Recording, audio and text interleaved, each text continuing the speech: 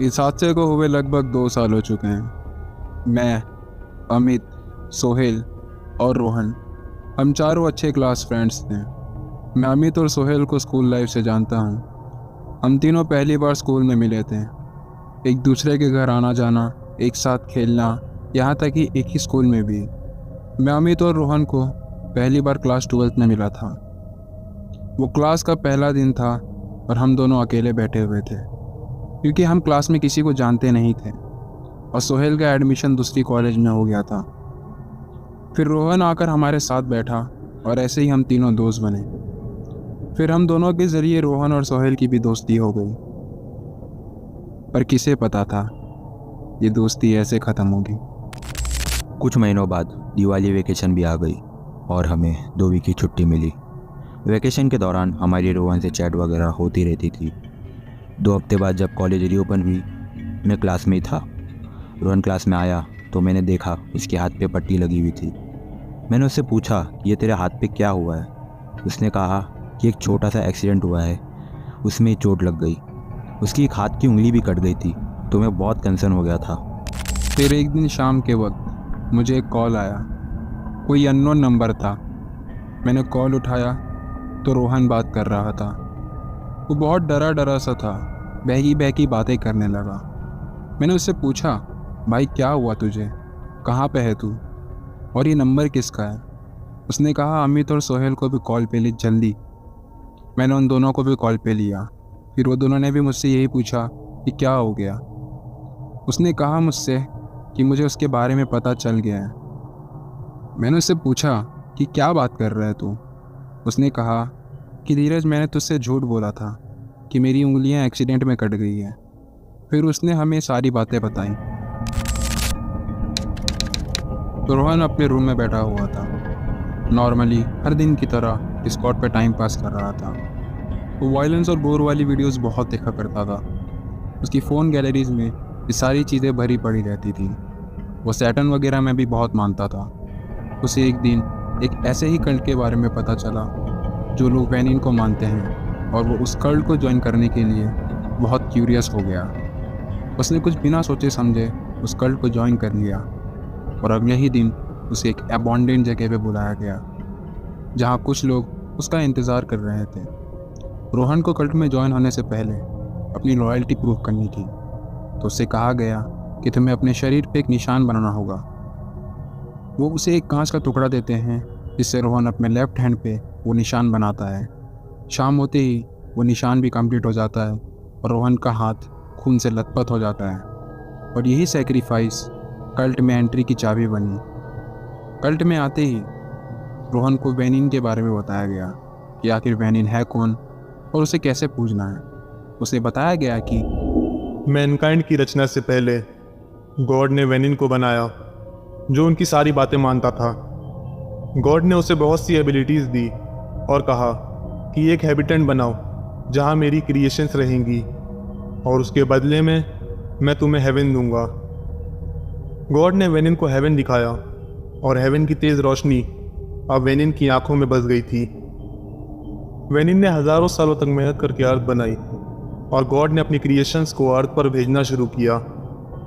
वैनिन अर्थ की अंदरूनी सतह मजबूत कर रहा था और अर्थ की ऊपरी सतह पर ह्यूमंस जन्म ले रहे थे। पहले 2, फिर 4, फिर 8 और ऐसे ही देखते देखते ह्यूमंस की आबादी बढ़ने लगी। जब अर्थ की अंदरूनी सतह का काम पूरा हुआ तो वैनिन ऊपर आया और उसने देखा कि उसकी बनाई हुई अर्थ पर अब ह्यूमंस रह रहे हैं। वैनिन उनके पास गया तो वो सारे वैनिन से डरने लगे क्योंकि वो उन जैसा नहीं था। वो लोग वैनिन से डर के भागने लगे और गॉड से मदद मांगने लगे। ये देखकर वैनिन वहाँ से चला गया और इस बात के लिए वो गॉड को कोसने लगा। बहुत साल गुजर गए और ह्यूमंस की आबादी ने पूरे अर्थ पर कब्जा करना शुरू कर दिया। वैनिन की बनाई हुई अर्थ पर अब खून की नहरें बहने लगी और जब वैनिन ने ह्यूमंस को समझाने की कोशिश की तो वो सारे उसी के दुश्मन बन बैठे। अपनी करतूतों के लिए वैनिन को कोसने लगे और जब उसने उन्हें ये बताया कि अर्थ उसी ने बनाई है तो वो सारे उसे झूठा कहने लगे, उसे धिक्कारने लगे। ये सारी चीज़ें देखकर वेनिन खुद को काबू ना कर सका और उसने ज़मीन का मुंह चीर दिया, जिसमें से निकलती हुई गर्म लावा ने उनको अपनी चपेट में ले लिया। जिन महलों की वो बड़ाइयाँ करते थे उसकी अब राख भी न बची। वेनिन का गुस्सा जब शांत हुआ तब तक आधी मैनकाइंड मिट चुकी थी। ये देखकर गॉड वेनिन से बहुत गुस्सा हुए और उससे उसकी शक्तियाँ छीन ली। जब वेनिन ने गॉड से हेवन के बारे में पूछा तो उन्होंने उसे हेवन में लेने से मना कर दिया। कहा कि तुमने जो जुल्म अर्थ पर किए हैं उसकी सज़ा तुम्हें अर्थ पर ही मिलेगी, और उसे हर किसी की नज़रों से दूर कर दिया गया। उसे उसी की बनाई हुई अर्थ की गहराई में दफन कर दिया गया, जहां उसने अपनी खुद की हेवन बना ली, जिसे वो हेल कहता है। अब उसका एक ही मकसद है, जिन ह्यूमंस की वजह से वो बर्बाद हुआ, अब वो उन ह्यूमंस को बर्बाद करेगा। उसने अपने इस मकसद को पूरा करने के लिए ह्यूमंस की बिरादरी में से कुछ लोगों को चुना, जिन्हें वो एवियंस कहता है। एवियंस उसका काम ज़मीन पर रहकर करते हैं। उनका काम लोगों को वेनिन के बारे में बताना और उसकी पूजा करना है, क्योंकि एक वही है जो अंधकार लाएगा, और सिर्फ वही लोग जिंदा बचेंगे जिन्होंने उसे पूजा है।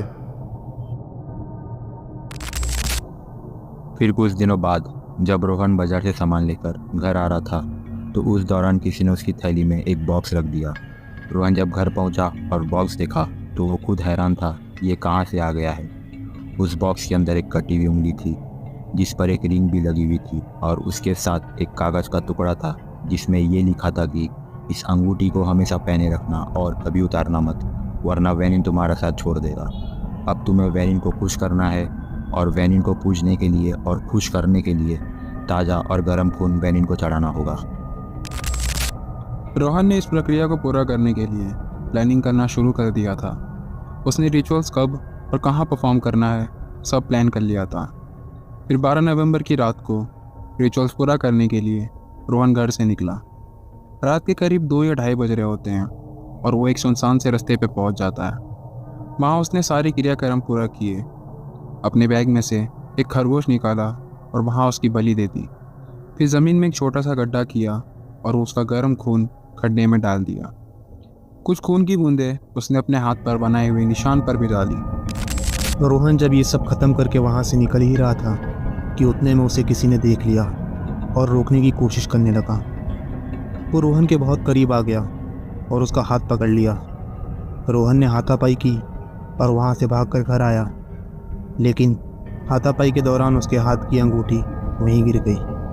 रोहन ने घर आकर देखा कि उसके हाथ की वो अंगूठी गायब है, तो वो बहुत डर गया और खुद को अपने कमरे में बंद कर लिया। 2 दिन बाद जब वो घर से किसी काम के लिए बाहर निकला तो बीच रास्ते में उसे किसी ने बेहोश कर दिया, और जब उसकी आँख खुली तो वो हॉस्पिटल में था और वहाँ उसके पेरेंट्स भी थे। जब उसने पूछा कि मेरे साथ क्या हुआ है और मैं यहाँ क्यों हूँ, तो उसे पता चला कि उसका एक्सीडेंट हुआ है। वो बीच रास्ते में खड़ा था और किसी गाड़ी वाले से उसका एक्सीडेंट हो गया, और इसी में उसकी एक उंगली भी कट गई। जब रोहन हॉस्पिटल से डिस्चार्ज होकर वापस घर आया तो उसे पता चला कि उसकी उंगली एक्सीडेंट में नहीं कटी, बल्कि उसे बेहोश करके उसकी उंगली काटी गई, और फिर इस बात को कवर करने के लिए एक्सीडेंट करवाया गया, क्योंकि रोहन ने वो अंगूठी जो कल्ट वालों ने दी थी उसे खो दी थी, जिसके बदले उसे अपने अंग के एक हिस्से का बलिदान देना पड़ा। रोहन को ये रियलाइज़ हो गया था कि उसने एक बहुत बड़ी गलती कर दी है, और अब वो उस कल्ट से निकलने की कोशिश करने लगा। बट ये सब इतना आसान नहीं था, क्योंकि उसने अपने आप को इस दलदल में बहुत बुरी तरह फंसा लिया था। उसने कल्ट वालों से झूठ बोलना और कल्ट के अलग अलग मेंबर्स की जानकारी निकालना शुरू कर दिया था। ये सारी बातें हमें रोहन ने कॉल पर बताई थी और कह रहा था, मुझे उसके बारे में पता चल गया है। ये कोई 10-12 लोग नहीं हैं, ये 2-3 हज़ार लोग हैं जो हर जगह फैले हुए हैं। ये मिलकर लोगों को मैनिपुलेट करते हैं और उनकी कमज़ोरियाँ ढूंढकर उन्हें मजबूर कर देते हैं। ये सब इतना जल्दी ख़त्म नहीं होगा। वो सारे बहुत शातिर हैं, हाई लेवल पर बैठ के लोगों को कंट्रोल करते हैं। उसने कहा, मैं तुम तीनों से कल आकर सारी बातें करता हूँ, और ध्यान रखना कि इस बारे में किसी को कुछ पता ना चले। ये रोहन के आखिरी वर्ड्स थे। उसके बाद रोहन कहीं गायब सा हो गया। उसका फ़ोन, लैपटॉप, सारी चीज़ें गायब थी। उसे ढूंढने की बहुत कोशिश की गई, पर कोई सुराग नहीं मिला। पता नहीं उसे कौन सा राज पता चल गया था। पता नहीं वो जिंदा भी है या नहीं, पता नहीं। आखिर उसने ये सारी बातें हमें क्यों बताई?